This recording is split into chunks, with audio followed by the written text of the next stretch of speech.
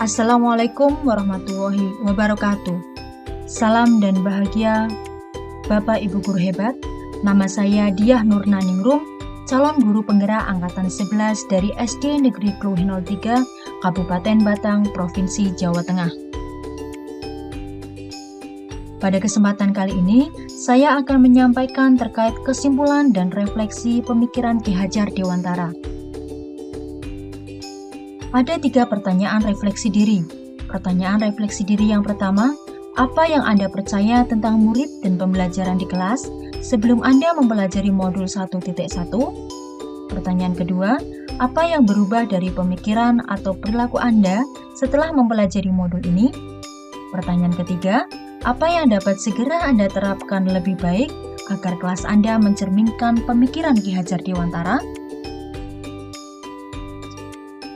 Untuk pertanyaan refleksi diri yang pertama, apa yang Anda percaya tentang murid dan pembelajaran di kelas sebelum Anda mempelajari modul 1.1? Yang saya percaya adalah pembelajaran berpusat pada guru. Pada pembelajaran ini, murid dijadikan sebagai objek dalam proses pembelajaran. Seringkali guru mentransfer pengetahuan kepada murid dengan cara ceramah, sehingga murid tidak banyak memiliki ruang dalam proses pembelajaran tersebut. Yang kedua, berfokus pada aspek kognitif. Pembelajaran masih mengutamakan pada terselesaikannya seluruh materi yang diajarkan serta tercapainya pada KKM atau kriteria ketuntasan minimum murid. Yang ketiga, guru kurang memahami karakter murid. Pembelajaran dilaksanakan secara monoton tanpa adanya variasi model atau metode yang digunakan. Di sini guru masih menganggap gaya belajar dan kemampuan murid dianggap sama. Yang keempat, kelas terasa hening dan sepi. Dengan metode atau model pembelajaran yang monoton, murid akan kehilangan minat dan motivasi belajarnya. Hal ini mengakibatkan keterlibatan dan keaktifan siswa dalam pembelajaran juga rendah, sehingga kelas terasa hening dan sepi. Yang kelima, guru kurang mampu untuk menuntun murid. Guru kurang mampu untuk membimbing dan menuntun murid dalam menemukan dan mengembangkan potensinya sesuai dengan kodrat yang dimiliki murid, baik kodrat alam maupun kodrat zamannya. Pertanyaan refleksi diri yang kedua, apa yang berubah dari pemikiran atau perilaku Anda setelah mempelajari modul ini? Yang pertama, dengan perubahan zaman yang sangat dinamis, informasi dapat diperoleh dari mana saja dan kapan saja.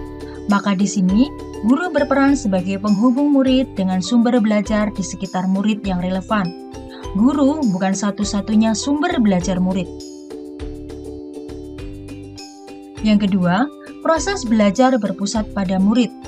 Lebih banyak dalam melibatkan murid dalam proses pembelajaran, salah satunya dengan menggunakan project-based learning, sehingga diharapkan murid mampu berinteraksi dan berkolaborasi dalam proses pembelajaran tersebut. Yang ketiga, pembelajaran tidak hanya berfokus pada aspek kognitif. Hal ini dapat dilakukan dengan melaksanakan proses pembelajaran secara menyeluruh, yaitu pembelajaran yang mendorong berkembangnya aspek kognitif, psikomotorik, afektif, spiritual, dan sosial dengan pembiasaan-pembiasaan yang dilaksanakan di dalam kelas. Yang keempat, memahami dan menghargai karakteristik belajar murid. Menghargai karakteristik belajar murid yang beragam, di antaranya gaya belajar murid serta minat dan bakat murid, sehingga guru harus mampu menuntun murid sesuai dengan kodrat yang dimilikinya.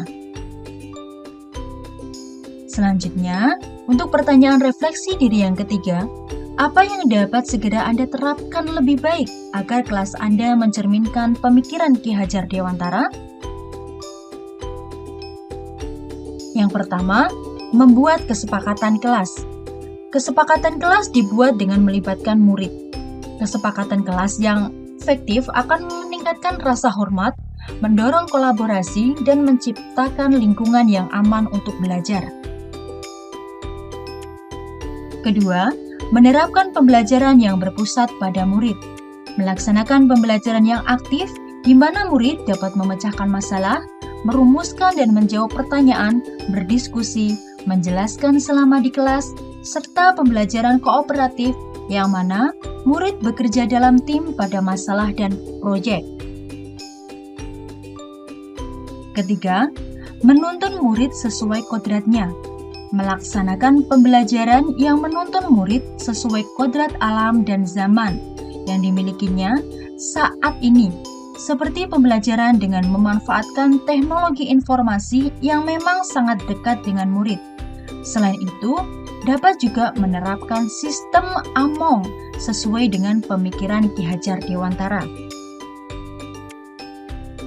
Yang keempat, menyesuaikan pembelajaran dengan profil pelajar Pancasila, melaksanakan pembelajaran yang tidak hanya terfokus pada ketercapaian kognitif atau ketuntasan belajar berdasarkan KKM saja, akan tetapi dapat mengembangkan aspek afektif, psikomotorik, spiritual, dan sosial murid.